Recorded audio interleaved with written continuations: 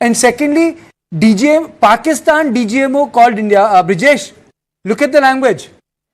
If he is saying that the Pakistani DGMO called the Indian DGMO to say that the cessation of firing will take place and both sides stop firing and taking military action on land, air and sea. Isn't there a difference? Isn't there a difference in what Marco Rubio has said and sort of a curt statement that we have given out? Yeah. Well, there's a sea of difference. I mean, what the United States has said, that, that they are the one who have brokered peace, they are the one who have used IMF bailout to their advantage, and they are also impressed upon, if I may use the term, on the Indian government, that this escalation of hostility is going to lead nowhere. Remember, we were discussing and talking about that every act of terror will be treated as war, and I was talking about the superpowers and the kind of role they play. I think that role is pretty much visible, because I would, as a student of politics, as a student of international relations, would love to know why the Indian government immediately agreed to the conversation which was initiated by Pakistani DGMO, and they have also agreed to talk on 12th of May at 12 noon. So it will be very, very interesting to know whether India has inflicted the kind of casualties which became unbearable for the Pakistan, or Indian government also saw merit in what the Americans or what the Pakistan was proposing or putting on the table. Have they agreed to not say that they will desist from doing what they have been doing since time immemorial, which is exporting terror? And I would love to know the details about, otherwise this curt statement of Foreign Secretary Vikram Misri does lead certain questions unanswered, Karthikeyan. Many questions to be answered. Big story breaking at this stage. We are already in the middle of a full and immediate ceasefire. According to the details that we have, the immediate ceasefire began at 5 p.m. today. We have Ambassador Jayant Dasgupta, former ambassador to WTO, joining us now, alongside the Lieutenant General A.B. Shivane, former Director General, Merchandised Forces, and Captain Akhilesh Saxena, Kargil war veteran and defense expert, with us on this broadcast. I'm going to begin by asking Ambassador Jayant Dasgupta, hectic night of talks, so to speak, after nights of talk, long night of talks. So that is the nights in the US is what Trump was referring to, but a big difference in terms of what the kind of messaging that came with the ceasefire announcement from the US, be it Trump or Secretary of State Marco Rubio, and the kind of briefing that we got from our Foreign Secretary just now. I think the initiative would have come from Pakistan, as was mentioned. 3:35 p.m. the DGMO rang up, so that is okay. But behind this mediation by the US, I could make a conjecture that this IMF bailout package, which was announced yesterday, I think $1.3 billion plus $1 billion. So that may have had a role to play in this. The US could have pressured Pakistan that if you want to get this money, then you have to cease fire. And you have already sustained so much of losses. It is unsustainable for you. So you make a choice. This could be, I am making a pure conjecture, no basis, nothing.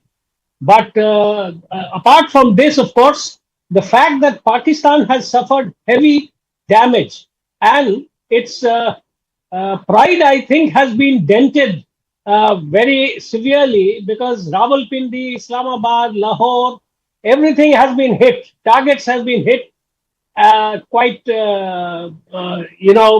in full sight of the public, and they know that they are vulnerable. That if India were to extend this and to raise the level of, the conflict, their more of their installations will get hit, including the general headquarters of the Pakistan Army. So I think that would also have played a role, that Pakistan would have assessed what is in its best interest and would have sued for peace. Ambassador, so the question is, where does it leave Pakistan's General Munir? And we know that every military action, sir, has a political objective. Every military action has a political objective. We had a political objective. We destroyed the terrorist camps. And then we had a defensive strategy because we didn't want to escalate. We were responding. Certain Rubicons were shifted, or we pushed those Rubicons, said we will go to, we'll fire, we'll drop bombs on your base like Sargodha and other thing. So, our message became stronger and loud. In context from Pakistan, just to understand it from your perspective, what political objective they have achieved by this? And where does it leave the general? Munir, because the story will always have two sides.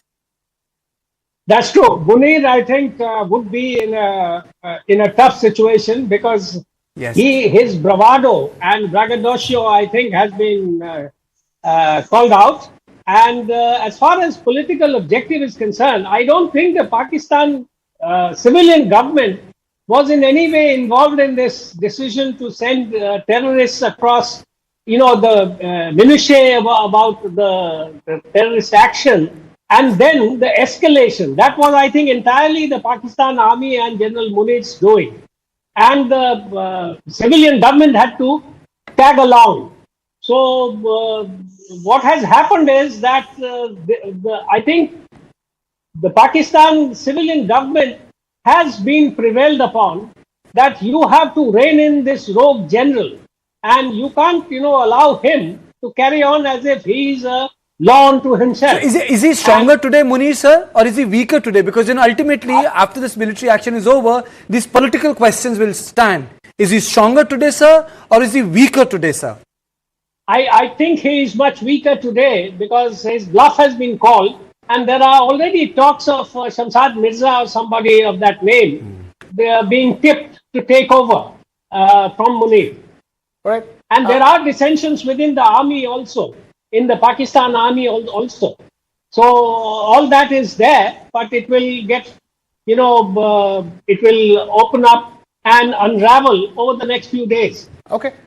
And also what will unravel now in the next few minutes or hours is the briefing from India's armed forces that will tell us more details about this ceasefire. Lieutenant General A.B. Shivani, we're talking about what will happen to the Pakistani army chief. Let's talk about the other side of the coin as well. Where does it leave India? India, in a sense, has set a precedent for how it will act and react in the future going forward, especially with that policy statement that future acts of terror will be treated as an act of war. Absolutely, there is clarity. I've been saying it on your channels right from the beginning that the center of gravity of Pakistan is the Pakistan army, state within state, and the fountainhead of terrorism. They call the shots. So therefore, they are the center of gravity. And therefore, the political military objective, totally my conjecture, my understanding, will be to discredit the Pakistan army in the eyes of the nation.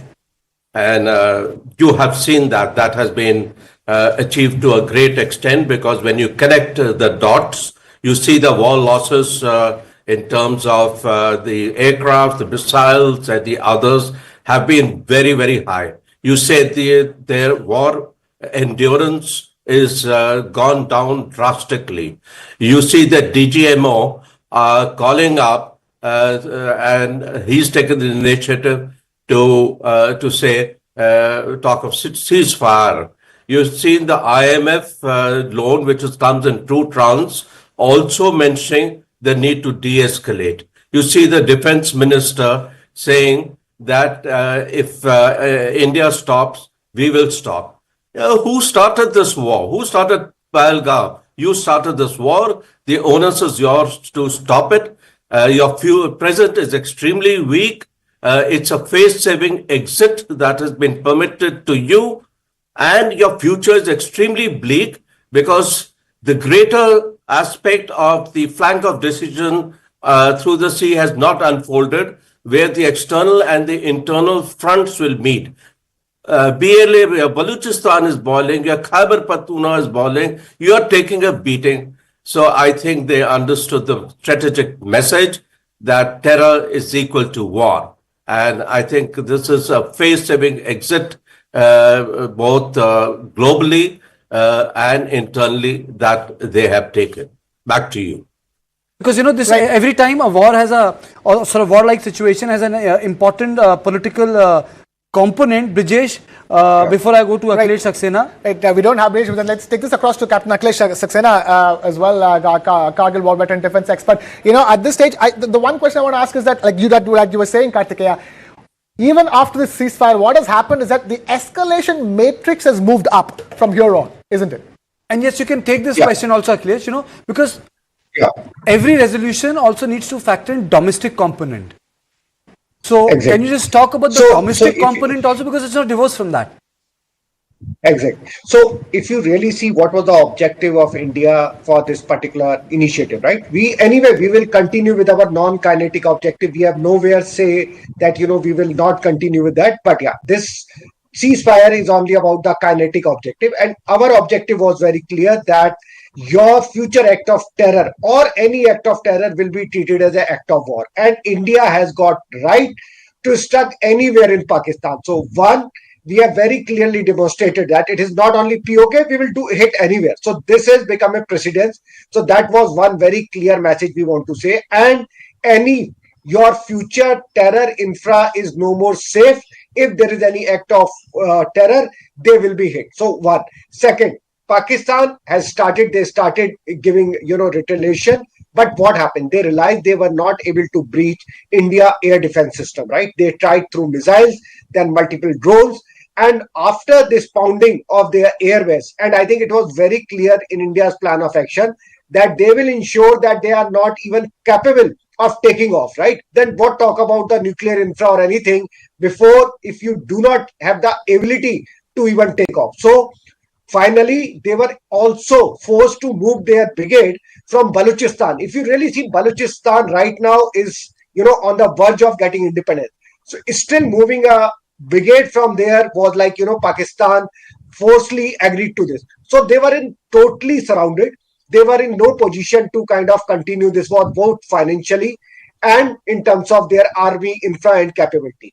So that's why they reached out to US, and I'm very sure that other panel members have say it will be clear, but it was Pakistan who has taken this initiative on the basically Chief of Army Staff Asim Munir. It was his personal kind of talk where he want to get more bravado and more kind of get a visibility or maybe extension of his tenure. He is weakened a lot, and you will see they don't want to announce it right now. But this is more or less clear that he will be replaced within 4 or 5 days with another general where name is already General Mirza, where name is already doing the rounds, right? So it's a setback for Pakistan, but in fact, they had no other option. They were pleading for it. And I think they have just been given a face-saving thing rather than putting the white flag. They say it's a US brokered. But Akhilesh, if you look at Asif Munir's career, he has seen those ups and downs. He didn't come from the the school where all the officers are trained. He came from the academy, Exactly. He's from OTA. Okay. And second thing, the way he was shunted out during Imran Khan's tenure, then he again made a comeback. So it's not as if, he had a very stable career. At the peak of it, he saw a lot of fluctuations. And you also need to keep it in mind, he is a Shia. So he was more wanted to show that, I can do. That's why he has taken this strong thing, dividing two-nation theory. That's a very important point you're making. People used to say about this, about Musharraf also, that he too needs to make a point that he's more Pakistani than other Pakistani because he's not a Punjabi born in Pakistan, because he was a Muhajir. I kind of feel. Exactly. So fair enough. Gentlemen, this conversation is fascinating. Pakistan Army, just to complete my last point, just to ensure that he made this, he was not in a good term with their army commanders, right? And he has never taken them into confidence before making that, that kind of bold statement. But Akhilesh, even if I'm not wrong, even Ahmadiyya has been the general of the Pakistani army. I mean, so they've had non-Sunnis leading the armed forces. They had minority army chiefs. No, they had. That's not the issue. But here he has not taken this general into confidence. And obviously, he has made that kind of bold statement where there is a lot of dissatisfaction within the Pakistan army. Many of them, obviously, they will not agree to this in the public channel. But the repercussion you will see in just few days. Okay, you just look it down and you will see that repercussion. He has to, just made a graceful exit. but you will see a very soon that exit by Asim Munir. Okay, stay with us. Stay with us. We are awaiting the briefing of India's armed forces as we speak. But before that, let's quickly go back and listen to the last briefing that was done by India's Foreign Secretary Vikram Misri again. Director General of Military Operations of Pakistan called the Director General of Military Operations of India at 15:35 hours earlier this afternoon. It was agreed between them that both sides would stop all firing and military action on land and in the air and sea with effect from 1700 hours Indian Standard Time today. Instructions have been given on both sides to give effect to this understanding. The Directors General of Military Operations will talk again on the 12th of May at 1200 hours. Right, so we will be getting the India's version of events will come through when India's armed forces representatives address the media. But Ambassador Jayant Dasgupta, there will be another meeting of the DGMOs on the 12th of May at 1200 hours. But in the intervening time, there will be huge speculation on how exactly this came about, who made the first call. It was in fact only with this briefing that did we even get the picture. It was the Pakistani DGMO which was the first one to call at 3:35 p.m. today. I have got the full transcript, which says, and which is very, very also important.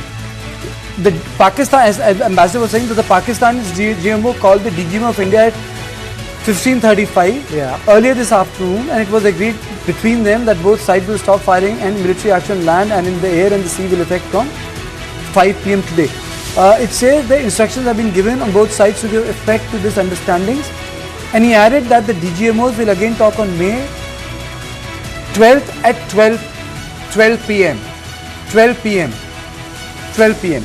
And today there will be a special briefing by Ministry of Defence after 6:15. It's already 6:16. Yes. After 6:15, there will be a special briefing. There has to be a lot of things which must have come into play, because if you read the Rubio's statement, Rubio's statement was pretty much detailed, because in Rubio's statement, request you just hold on to that thought. We have some breaking news coming in. National Security Advisor NSA Ajit Doval has reached the Prime Minister's residence. That's the big story that's breaking here on News9. We're getting you all the latest as the story of the ceasefire unfolds as we speak. India and Pakistan agreeing to a US brokered ceasefire. And Kartikeya, help us understand that. Give us an idea. So the NSA has rushed to the Prime Minister's residence. See, I think that's the point I was trying to make. That's where I want to join the ambassador here. Sir, if you look at the Marco Rubio's tweet, sir, he says over the past 48 hours, Vice President J.D. Vance and I have engaged with senior Indian and Pakistani officials, including Prime Minister Narendra Modi and Shehbaz Sharif, External Affairs Minister Subramaniam Jaishankar, Chief of Army Staff Asim Munir and National Security Advisor Ajit Doval and Asim Malik. I am pleased to announce the governments of India and Pakistan have agreed to an immediate ceasefire to start talks on a broad set of issues at a neutral site. We commend Prime Minister Modi and Sharif on their wisdom, prudence and statesmanship in choosing the path of peace. So if we read what he has tweeted, the Secretary of State, I mean to say the answer lies in the detailing. I mean to say a lot of things must have been at play, at work, sir. Ambassador. Yes. It would have been very difficult for India to say that we will keep on escalating. After having said, and it was very clear, the objective was very clear, India said it is non-escalatory when it attacked these 9 terror camps. It was on the onus was on Pakistan whether to stop there or to carry forward. And they decided to escalate. So we had told the world that if they escalate, we will not sit quiet. We will respond, and with force. And that is what we did. But having said that, we never said that even if Pakistan stops, we will carry on with our offensive. That is where I think the the whole matter lies. So when Pakistan came down to, literally speaking, offered an olive branch, maybe at the behest of the US, because they got some relief at the IMF, or for whatever reason. So then it was, I think, magnanimous on our part to have accepted it, because that is in keeping with what we have been saying all these past few days, that we don't believe in escalation. We will not attack. We did not attack the Pak army installations in the first phase. But if you escalate, then you should be prepared to receive it in kind. So once they have retreated, they have offered the olive branch, then it was quite okay for us to accept it, and that is where matters stand. But I think there are 2-3 other things which may follow. Again, a pure conjecture. If Asim Munir is forced to step down, which may be part of the American package, that if he continues, and we may also have insisted upon it, that if he continues, then these terror activities will not stop, will not abate. So you must remove him.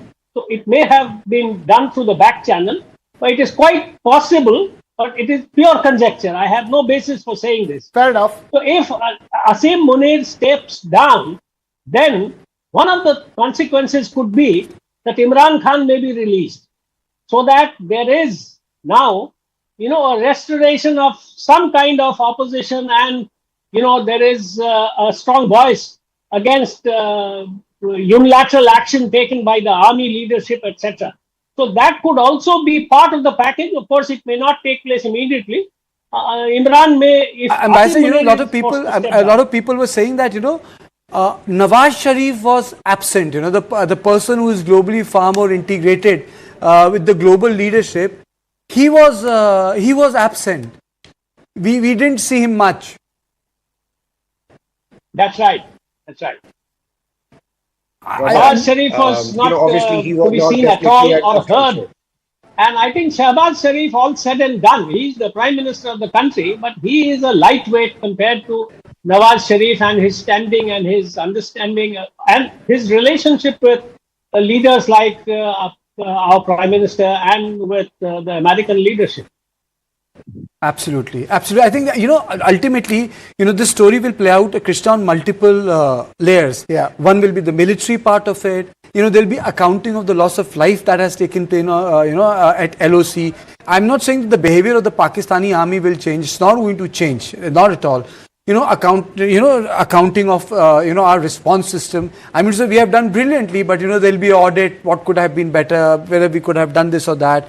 The third thing would be assessment. How did we react? Because ultimately, if you see, the day we were supposed to do mock drills, was the day of Operation Sindoor. Was the day of the Operation Sindoor. So, if you look back, then we'll understand things from a different perspective. And after all, situation will become impact of this on Imran Khan, impact of this on Asim Munir, impact of this on the larger political structure of Pakistan. Shehbaz Sharif, will he be strengthened? Will he be weakened? Will he come out stronger? I mean to say that a lot of things are at play. And the domestic audience, ultimately, what has the government done? It has shown that it is going to cross more bridges for a deeper strikes in Pakistan, and our ability to break the myth of an irrational player of Pakistan. General Shivane, isn't that true? Yeah. That Pakistan had cultivated this image that you better behave yourself. I am an irrational state, so I will get away by committing terrorism in your country. But if you take any punitive action against me, फिर मुझे भी नहीं पता होगा मैं क्या करूंगा, and this will not be good for you. So don't try to teach me a lesson. Isn't that so? Absolutely. I think this Operation Sindoor has been an inflection point in the Pakistan-India relationship as far as terrorism is concerned. We have sent a very clear message. We are willing to mow the lawn every time you raise the grass. So watch out. The second thing which I wish to highlight is America has been a conduit like it has been in during Kargil. The matter of fact is the Pakistan army and the Pakistan as a nation was looking for a face-saving exit. There was the IMF character, which is also there.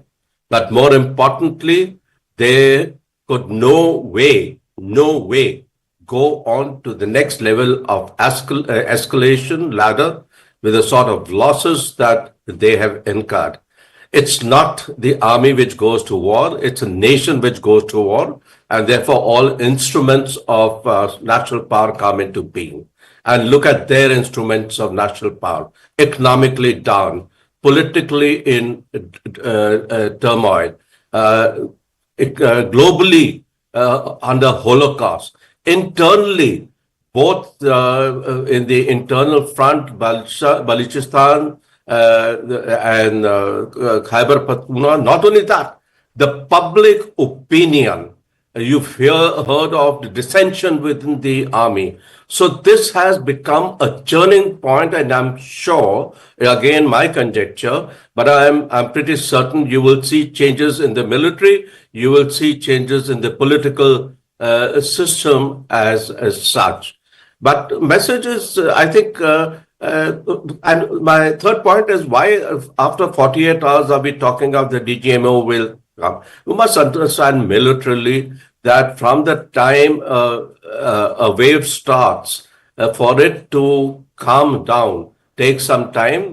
These messages will go down to the low level, which are there on front. And after 48 hours, they will carry out a review of situation and iron out anything which is there. But short and tall of everything is they have been pushed to the back. They see a very, very bleak future if they are to continue on all fronts. And therefore, they have looked for an honorable exit. And America has been a conduit to help them out in this. Back to you. So okay, well, I got the point you're trying to make, but there's another important issue here, sir. Yeah. Why would Pakistan, and I asked this question to you earlier in the day, sir, if the ceasefire was in making, why were they deploying their forces in forward areas?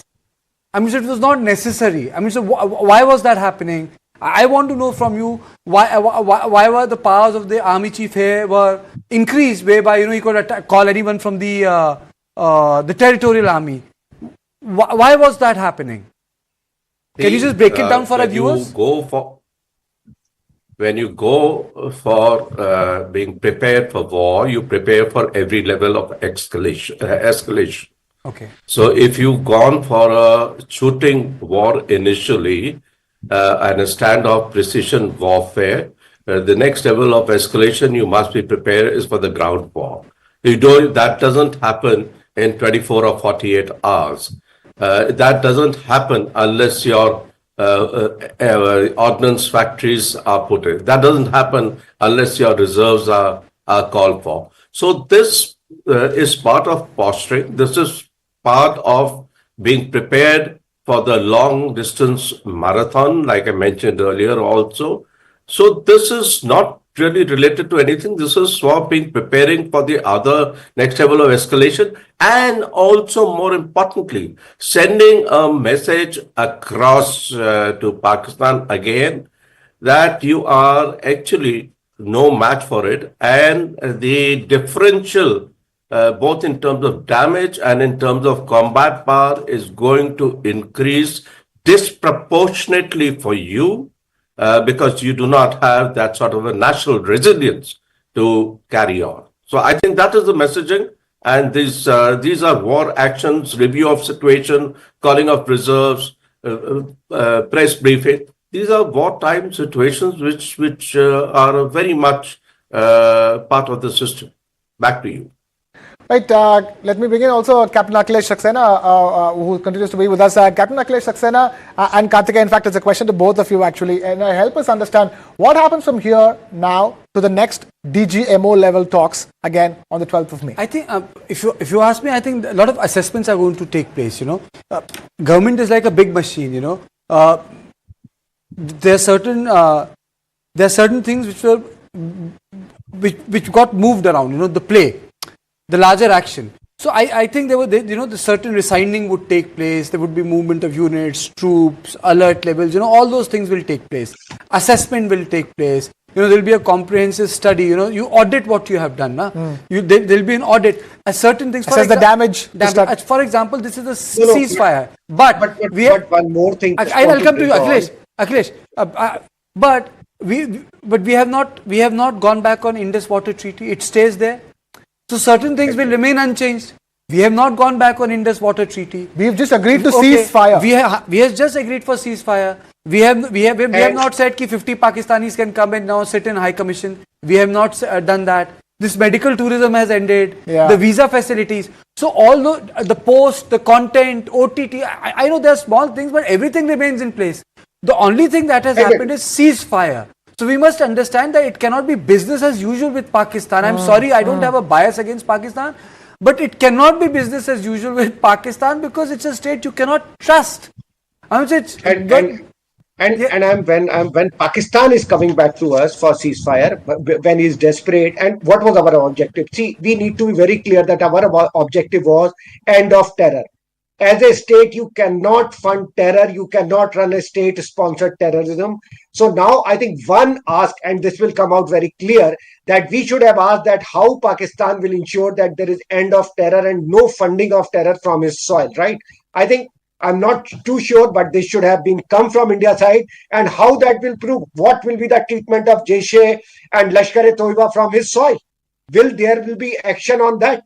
I think we should have been very clear. We do not know what are the contours of this ceasefire, but when Pakistan was down to his knees and came down for this, US brokered peace, our objection should be very, very clear that till the time Pakistan end these activities, because then nothing will change. After 2 years, you will again see one more impact. Though the threshold of India has been increased, where we will say we will hit you anywhere, but which is fine. But for today's peace, what is the price Pakistan is going to pay? What is going to agree? Is he going to work with these terrorists or eliminate them, which is right now part of his doctrine, which are part of his overall strategy? So they are like his asset. You have seen what was the impact of politicians and army officers during the funeral of terrorism. So are they able to cut it out, this particular element of their asset, and say that we are away from terrorism? In my view, we will see the contours, but India should be very firm that till the time Pakistan show the tangible action and prove it to not only India, to entire world, the other kinetic and the non-kinetic action. Kinetic action can stop for some time and we can start that we will have the right to strike. But other action will continue till that time we see the impact of this and actual proof, not just by saying, but by action on the ground. Yeah, back to you. I thought that's a very important point. That's India. I completely agree. But Akhilesh, this is the first time that the drones were used. So the battle reality has also changed. Please understand. People have an idea. They have seen movies of 71, 64, 65 wars. It's like Vietnam. It's like the Korean Wars, the black and white imagery, the color imagery, or it's like image of the Abraham tanks in the 1991 Gulf War. So every war gets associated with an object, instrument, what happened, the Patton tanks of the World War which took place. Don't you think that the drone will become the most important imagery of what has happened in last? All right, before we get to that, the briefing by India's Ministry of Defence is about to begin. Let's listen in. Good evening, ladies and gentlemen. I welcome you to this press briefing on Operation Sindoor and related developments. We have with us Commodore Ravi Nair, Colonel Sophia Qureshi, and Wing Commander Vyomika Singh to brief you. With that, I hand over the floor to Commodore Nair.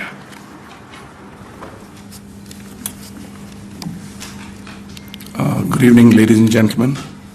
As the Foreign Secretary had said, you're aware there's an understanding that has been reached to stop all military activities at sea, on the air and on the land. And the Indian Navy, Indian Army and the Indian Air Force have been instructed to adhere to this understanding. Since the tragic events at Pahalgam, you're aware that our responses have been measured and very responsible. Details of these have been shared with you over the past few days through our various press briefings. What has also happened is that there is a significant amount of misinformation that is being undertaken from the other side.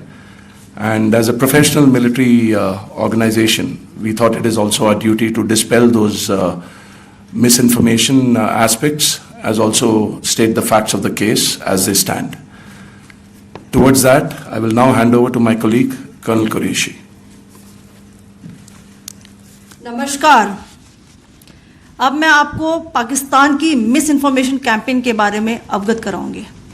पहला, पाकिस्तान ने यह claim किया कि उसने अपने JF-17 से हमारे S-400 व ब्रह्मोस मिसाइल बेस को नुकसान पहुंचाया, जो कि बिल्कुल गलत है।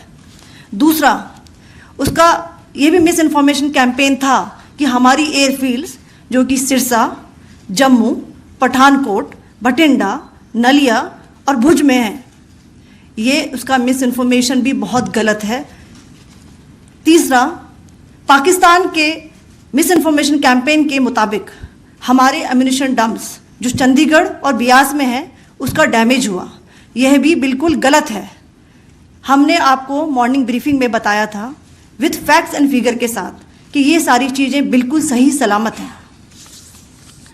अब मैं आपको बताना चाहती हूँ कि पाकिस्तान के एक प्रेस कॉन्फ्रेंस में ये बात की गई थी कि उनके सीनियर मिलिट्री ऑफिसर्स जो कि पूरी तरह से ये भ्रामक हैं और तथ्यों से दूर हैं कि पाकिस्तान की ओर से ये झूठा आरोप भी लगाया जा रहा है कि भारतीय सेना ने मस्जिदों को नुकसान पहुंचाया।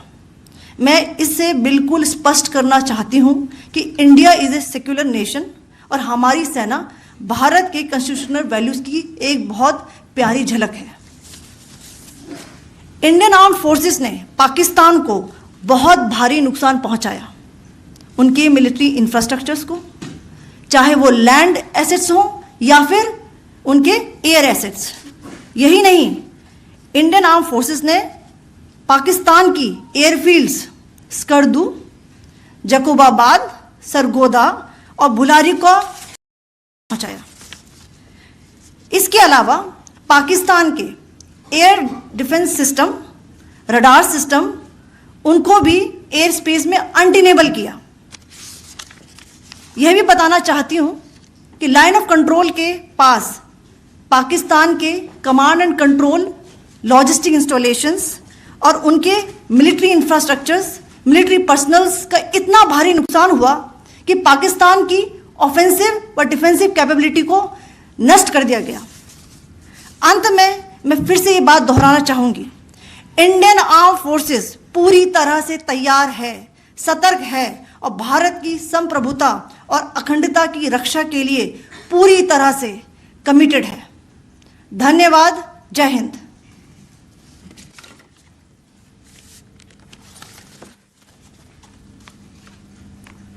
So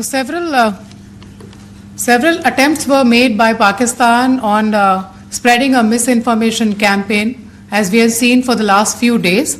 There were attempts made to say that our S-400 at a northern base was destroyed, which was completely false, and that it was destroyed by a JF-17, it was a false information.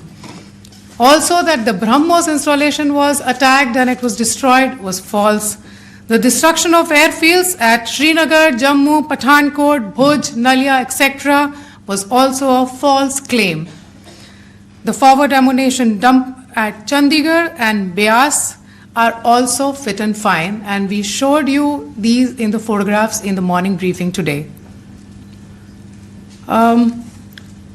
Also, there was a certain different way of miscampaign that the Pakistan conducted by its press conferences, which was conducted in a manner which were completely misleading and devoid of facts. Pakistan has been spreading fabricated allegations that the Indian armed forces have targeted mosques. Let us make this very clear here that India is a secular nation and the Indian armed forces are a reflection of our constitutional values. We hold every place of worship of all faiths in the highest regard. Our operations have been aimed exclusively at terrorist camps and facilities being used for anti-India activities. No religious sites, I repeat, no religious sites have been targeted by the Indian Armed Forces. Over the past few days, as we have seen, Pakistan has suffered very heavy and unsustainable losses after it has given us an unprovoked attack on our installations. It has suffered losses in both land and air. There has been an extensive damage to the crucial Pakistani air bases like Skardu, Sargodha, Jacobabad and Bholari. In addition, a loss of AD weapon system and radars made the defense of Pakistani airspace untenable. Across the line of control, extensive and precise damage to military infrastructure and command control centers and logistic installations. In addition to that, 2 military personnel had led to complete breakdown of its defensive and offensive capability and also Pakistani morale. Sir. In conclusion, let me reiterate that whilst we will be adhering to the understanding that has been reached today, that is the Indian Army, the Indian Navy and the Indian Air Force, we remain fully prepared and ever vigilant and committed to defending the sovereignty and integrity of the motherland. Every misadventure by Pakistan has been met with strength, and every future escalation will invite a decisive response. We remain fully operationally ready to launch whatever operations may be required in defense of the nation. Thank you very much, ladies and gentlemen. Thank you. With that, we come to the closure of this presentation. Thank you very much.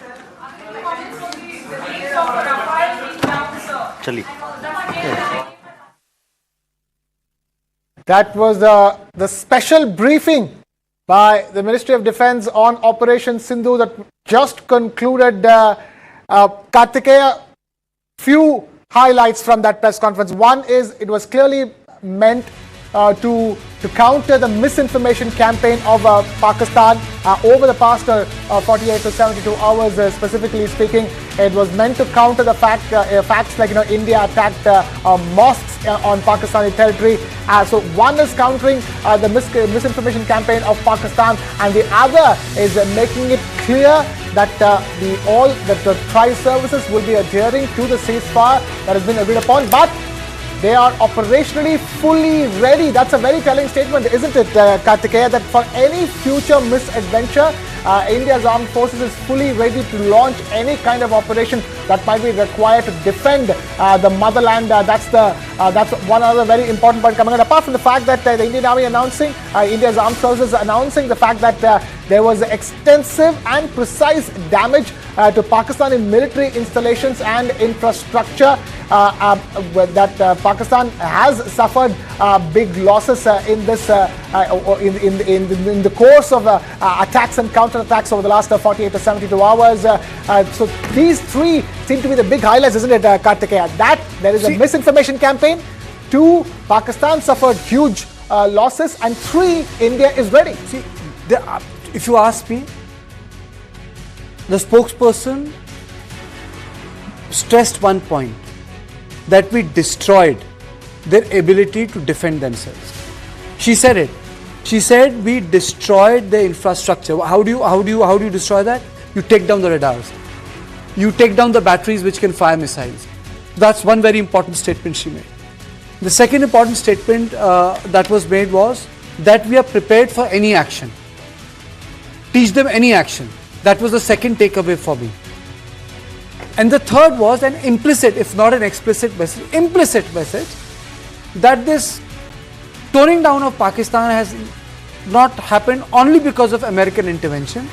The toning down of Pakistan has happened because of the tight slap it has received from the armed forces. Yeah. Because it has broken that myth of a player who can strike you any time at will and get away because it can project himself to be an irrational player. If you recall the name of the operation that was given by the Pakistani army, what was that? It was called the Swift Retort. 2019, the Pakistani anti-Balakot operation was a swift retort. And a lot of people were saying that Pakistan has decided, and which later it was confirmed, that our reaction to any action by India would be of equal measure and little more. India has broken that argument. There will be nothing called little more. In fact, it will become little less. And it will become little less, and you will feel the cost. India this time has made Pakistan feel the cost, because you see, politically, Uri, they could always, they always went in for a propaganda that nothing happened, they just came and went back. Even in Balakot, if you recall, they got the entire foreign press and filmed Balakot and said nothing happened. It hit a tree, missile hit a tree. And then Abhinandan happened. But this time, we had proof, we had names, we demonstrated the complicity of the Pakistani establishment praying the Janaze mein for the terrorists with the mastermind of IC-814. I still remember, I had kick-started my career a year ago. I had reported that IC-814 died. And lastly, and the most important of all, the sort of brotherhood which the Pakistani army showed with the terrorists. So Pakistan has not only been exposed on multiple counts by this action, exposed, but their narrative that their air force is superior than ours, that narrative has been shattered. What was the narrative they built in 65-71 war? Theek hai, we are a smaller nation, but we have got a better air force than you.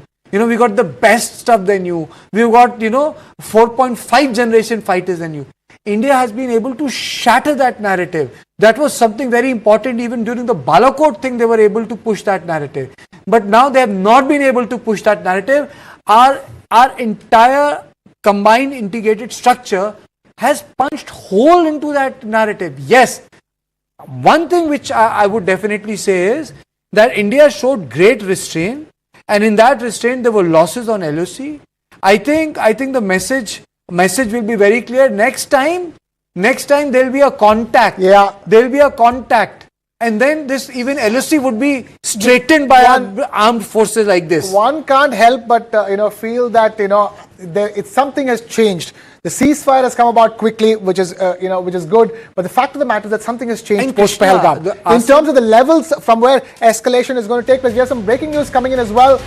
At this stage, Indus Water Treaty to remain in abeyance as expected. Nothing has changed in terms of any other action taken by India since Pahalgam. The Indus Water Treaty continues to remain suspended. It will continue to remain in abeyance. Because you see, Pakistan has come out poorer. We have to understand that by saying that the Indus Water Treaty remain in abeyance, it puts a very poor light on Asim Munir and the Prime Minister Shehbaz Sharif. What did Bilawal Bhutto say?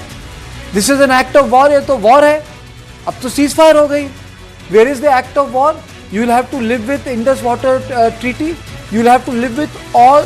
Even in 71 war, during 71 war, there was movement of the Pakistani civil shipping. You know, there is a complete stop to that. The ports, the post, the OTT, the cultural content, the trade, the visa, the border contact points, everything has been blocked. So we have been able to bring down Pakistan on multiple fronts, Krishna. And then the implication for Pakistan will be long lasting. See, there are very few wars which can have domestic implication. The big wars have domestic implication. Some wars don't have domestic implication. This war will have domestic implication on Pakistan. It will have implication on Pakistan's military because they have no face to save. What were people saying? Arey, we have to give some, face-saving exit to Pakistan. We have not given any face-saving exit to Pakistan. That this after the announcement of ceasefire, this press conference is taking place. I know DG ISPR can come and can build another counter narrative to what India more lies. But the fact of the matter is, you have taken a big beating. Imagine that blast of the Sargodha. The blast of at the Sargodha airport. Yeah. Could you have imagined something like that would have happened in Palam or Ambala? They have not been able to breach our air defense. I mean to say the entire thing. The entire army comes out in poor light. I think for me, if you ask, that's the biggest takeaway. Biggest takeaway.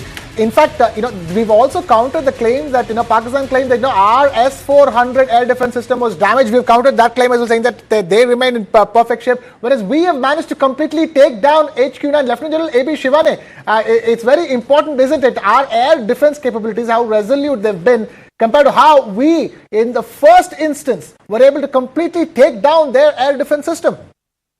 Absolutely. Let's not talk only of the S-400. Let's talk of the concept of integrated theater air defense, multi-tiered, multi-layered, to cater for all types of threat at all altitudes. But I want to quickly talk to you on 2-3 points of this briefing, because it's a very important strategic messaging. Firstly, let me compliment the MOD in particular and the three services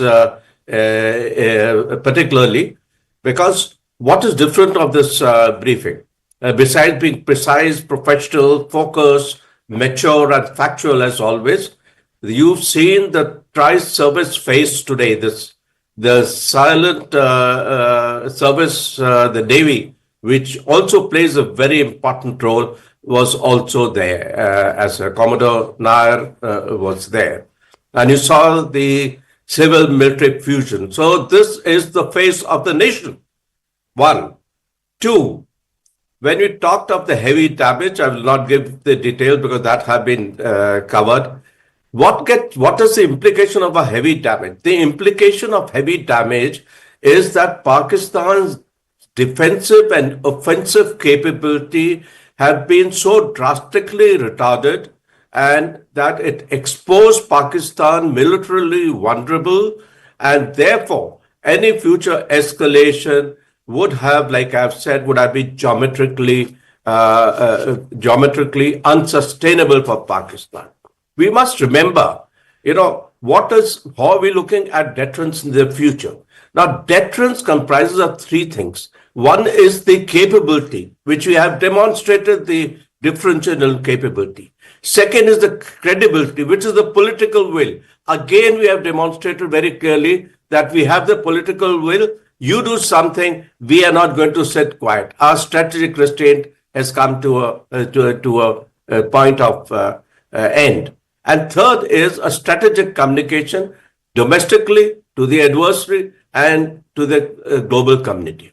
So while militarily we have agreed upon as a mature nation from a position of strength to go in for ceasefire, we must remember we continue to hold the levers of 9 non-kinetic advantage that we have in terms of the Indus Water Treaty.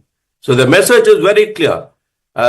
If you don't adhere, we will be prepared. We will be vigilant. But any future escalation will get a more decisive response as such, a trailer of which you have seen now. It will be much more adverse for you as a nation. We're not talking only of the armed forces, as a nation. So I think that's a very important strategic messaging that this briefing has done. Back to you, Krishna. Strategic messaging, Captain Akhilesh Saxena. There was strategic messaging, and there was, outright, straightforward, point-blank statements to counter the Pakistani narrative, and making it amply clear that, bear in mind, this ceasefire has come about after the Pakistani side has suffered some huge losses, huge strategic losses over the course of the last 72 hours. Exactly. And this messaging is very important because we have shown everyone that Pakistan has come to its knees, and they were desperate for this kind of ceasefire. In fact, they had no other option. Second, as a nation, this time we have not only taken an approach where we are kind of just targeting 1 or 2 targets, but we have taken a multi-pronged approach, as we talked about. And Indus Water Treaty, this particular kinetic action is just one part of it. But it has shown that now, whenever India has come away, it's a strong nation, resilient nation. And if something happens, we will strike you from all the sides. Financially, we will hit you, maybe whatever is in our control, the food grain, we will squeeze you in terms of financial thing, and we will also hit you like Cobra, right? That we will not going to do. The threshold has been increased. Now it's very clear to Pakistan that earlier we were just saying, okay, we will just do a strike, and they thought that's over. But we will go deep, and if you retaliate, we will go to the next level, because this time you must have seen, and I think you asked the question, that though there was a ceasefire going on, but we were asking for our reserves and all, because we were ready for any situation. You come to the next level, we are prepared up to the 10th level. Let it go to the every level, but this is a new India, and we are not going to just sit back. We'll give you back. If you hit us, you step in our back again, you have to pay the price.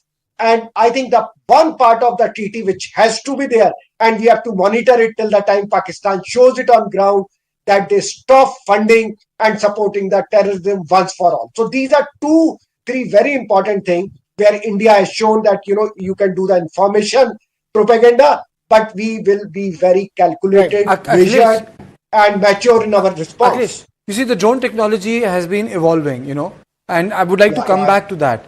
Is that going to be sort of an integral component of warfare? What we have seen is from an aerial perspective in terms of non-motorized reconnaissance. Is it going to be something which is going to affect the entire armed forces, infantry warfare, mechanized? We saw parts of it in Ukrainian battlefield where the T2s of the Russian armor became so vulnerable. If you remember the front page of Economist, they had done some local job, and they created an artificial roof to protect the tanks from the drone attack. So do you think it's become a battlefield reality? And every time, if I remember from 71 to Kargil, when we were fighting, the contour of battlefield has changed, right? Now, if you think of Kargil, these were the icy peaks and all. Now we have moved in this war, the drone has taken a very important part. And I think India has realized this around 3-4 years back. That's why if you see, lot of manufacturing of drone has shifted to Indian-based company, right? And they were given a lot of incentive to do this, including DRDO. And there are many defense systems which has been run by our private player, right? So we have taken that approach, because if you really see, drone can fly at a very low level, and we knew this. That's why if you talked about our integrated air defense system, it is not only about the S-400, as I think Sir has also mentioned. It is about dealing every height, every altitude. So we can also detect. That's why we were able to deal with this. But the matter of the fact is, drone technology is going to play a very important role. All your reconnaissance mission, all your initial probing will be done through drone, right? Nobody has to go there and lose his life. So now it has become more and more, and a lot of focus will be coming into drone technology as we move on from here. Right, Captain Akhilesh Saxena, stay with us. We have some breaking news coming in as we speak, and that is that the Tri-Forces chiefs are at a security huddle at the Prime Minister's residence. That includes NSA National Security Advisor Ajit Doval and CDS Chief of Defence Staff General Anil Chauhan, as well. A security huddle that's ongoing at the Prime Minister's residence. This after the announcement that just came in from India's armed forces about what exactly is the state of play at this stage. All military action, all firing have ceased since 1700 hours, 5 p.m. But the point here is that Kartikeya, the state. It's a debrief. Yeah, exactly. It's a debrief for the boss. When we say that the Tri-Service Chiefs, NSA, Chief of Defence Staff, it's a debrief. Rajnath saying they're briefing the Prime Minister. Prime Minister is not. Yes, detail is important, but there is a way you debrief a Prime Minister, or you give your brief to the Prime Minister. So it's very, very important. But I think definitely the whole focus would be on the political lines. Ambassador, it started in 1990s when Narasimha Rao took a completely off Pakistan position, not interested. Earlier the Prime Ministers were very interested in dealing with Pakistan. Then came Vajpayee and Dr. Manmohan Singh, the back channel talks that took place. And after that meeting which just didn't work out, when the Prime Minister was coming back from, I think, Afghanistan, and he landed for Nawaz Sharif's ceremony, after that it went completely haywire. What sort of a relationship in India and Pakistan will have in future? Does it have any future at all? See, you can't really choose the neighborhood in which you live. or you are born. So we will have to live with Pakistan. And to that extent, I think it would be good for us if Pakistan, does things, plays by the rules, that it does not indulge in terror. And if there is that assurance, then of course there could be further cooperation on a host of issues. Indus Waters is one of them, of course, but trade, and many other things which we share in common, and where we have developed certain technologies, etc. We can share all those things. So it is a matter for the future. But it all depends on Pakistan's behavior. If it behaves in this deviant and wayward, way, and the army continues to call the shots, it decides state policy, it decides to use terror as a weapon, then I think there will be no going back. It will only deteriorate. Okay, already, if I may, Kartikeya, already it seems like there is no going back as far as India's armed forces is concerned, isn't it, Kartikeya? So things have moved to a stage where the armed forces made it very clear that we are doing a ceasefire for now, but anything from here on, we are ready. And also the policy that came in about acts of terror being acts of war. We should not forget one thing. That's where I was just trying to draw the conversation with Ambassador. We have not found the killers of Pahalgam. So we have not ended that story. We should never forget that. Yes. NIA investigation has linked it to an SSG officer there. In the euphoria that there's a ceasefire, we should never forget what was done in Baisaran. That is why the name Operation Sindoor was given. I was reading a report. There has been a link which has been traced to Pakistan. A US-based tech company, they have just revealed that one company was asking for the high-resolution picture of Pahalgam around 2 months back. And that company happens to be in Pakistan, right? So you will see as we do the investigation, all these links will become clear, because the planning of this act, which has happened in Pahalgam, I'm sure it was happening at least 3 months before, 3-4 months before, and different components were put into play. But Pakistan should be ready for a very, very neutral investigation and then punish all those who were involved. Though I'm sure it's very difficult for them, because how they are going to punish, because they are the one who are ruling Pakistan today. Pakistan Army and IS are deeply involved in these kind of terror plots. So I really don't know how much Pakistan will be able to change, because this is part of their doctrine. This is part of their very important strategic assets. The terror is very important in their overall scheme of things. So how they are going to disassociate? But the message from India is very clear that if you do it, you are going to pay it in many times.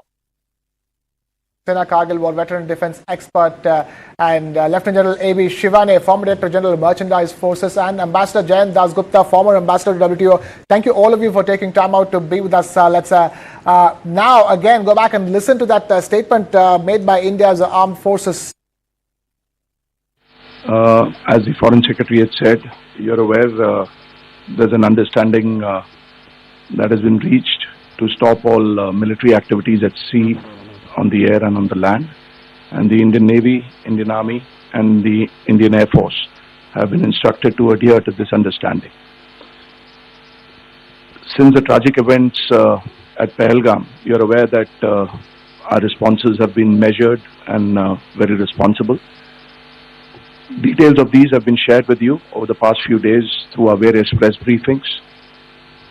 What has also happened is that there is a significant amount of misinformation that is being undertaken from the other side. And as a professional military organization, we thought it is also our duty to dispel those misinformation aspects, as also state the facts of the case as they stand. अब मैं आपको पाकिस्तान की miss information campaign के बारे में अवगत कराऊंगी। पहला, पाकिस्तान ने यह क्लेम किया कि उसने अपने JF-17 से हमारे S-400 व ब्रह्मोस मिसाइल बेस को नुकसान पहुंचाया, जो कि बिल्कुल गलत है। दूसरा, उसका ये भी मिस इन्फॉर्मेशन कैंपेन था कि हमारी एयरफील्ड, जो कि सिरसा, जम्मू, पठानकोट, बठिंडा, नलिया और भुज में है, ये उसका मिस इन्फॉर्मेशन भी बहुत गलत है। तीसरा, पाकिस्तान के मिस इन्फॉर्मेशन कैंपेन के मुताबिक हमारे एम्यूनिशन डंप्स जो चंडीगढ़ और बियास में है उसका डैमेज हुआ, यह भी बिल्कुल गलत है। हमने आपको मॉर्निंग ब्रीफिंग में बताया था विद फैक्ट्स एंड फिगर के साथ कि ये सारी चीजें बिल्कुल सही सलामत हैं। अब मैं आपको बताना चाहती हूँ कि पाकिस्तान के एक प्रेस कॉन्फ्रेंस में ये बात की गई थी कि उनके सीनियर मिलिट्री ऑफिसर्स जो कि पूरी तरह से ये भ्रामक है और तथ्यों से दूर है कि पाकिस्तान की ओर से ये झूठा आरोप भी लगाया जा रहा है कि भारतीय सेना ने मस्जिदों को नुकसान पहुंचाया। मैं इससे बिल्कुल स्पष्ट करना चाहती हूं कि India is a secular nation और हमारी सेना भारत के कॉन्स्टिट्यूशनल वैल्यूज की एक बहुत प्यारी झलक है। इंडियन आर्म फोर्सेस ने पाकिस्तान को बहुत भारी नुकसान पहुंचाया, उनके मिलिट्री इंफ्रास्ट्रक्चर्स को, चाहे वो लैंड एसेट्स हो या फिर उनके एयर एसेट्स। यही नहीं, इंडियन आर्म फोर्सेस ने पाकिस्तान की एयरफील्ड स्कर्दू, जकोबाबाद, सरगोदा और बुलारी को बहुत नुकसान पहुंचाया। इसके अलावा पाकिस्तान के air defence system, radar system, उनको भी एयर स्पेस में अनडिनेबल किया।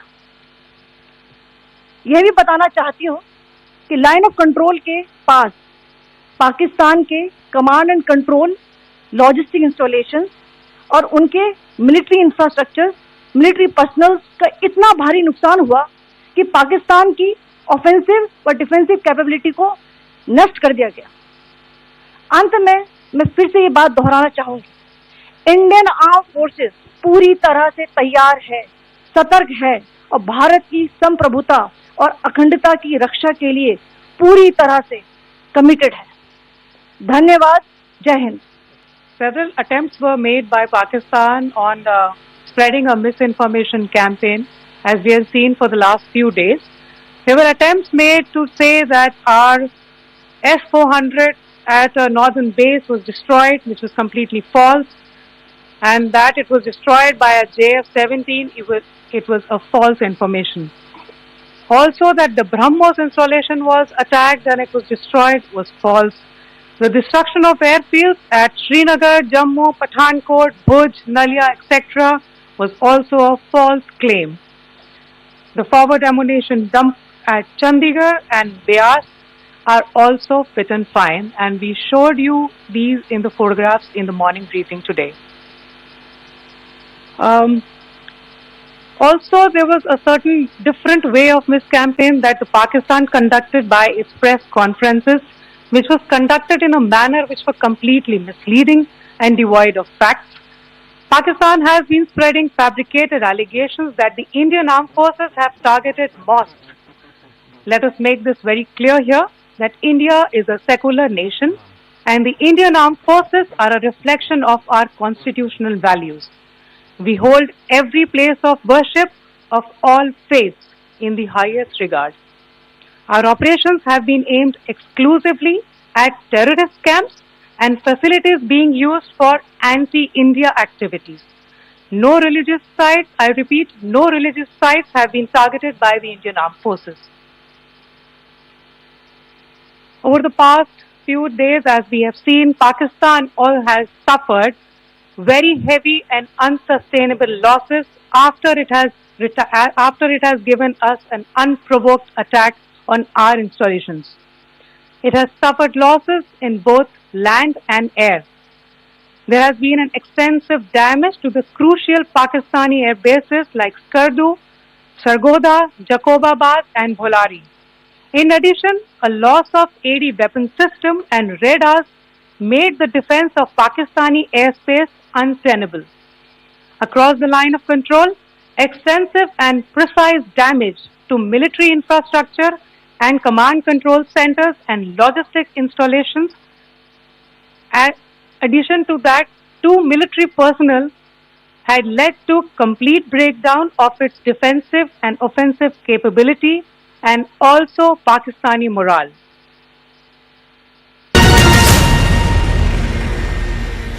Mama must be missing us, na? Let's for a spin. Give me one day. Feel the itch under my skin. It's a one day. You believe it when you see it being done. Hey. It doesn't matter. Just gotta get going. New GT line, Taigun and Virtus. Volkswagen. बेबो का एक ही rule, रोज खाओ अंडे without भूल। Cause eggs are cool, cool, cool. Yes, eggs are cool, cool, cool. Summer में energy हो जाती है कम। खाओ अंडे, एनर्जेटिक रहो हरदम। Strength और पावर मिले हर रोज with proteins and minerals का daily dose। Eggs are cool, cool, cool. Yes, eggs are cool, cool, cool. Yes, eggs are cool, cool, cool. Sunday हो या मंडे, रोज खाओ अंडे। Others see a teenage tantrum. I see you standing your ground. The world sees stubbornness. I see a soft, soft heart. I see you, my daughter, 16 and already owning your story. And I couldn't be more proud. For you, only natural diamonds.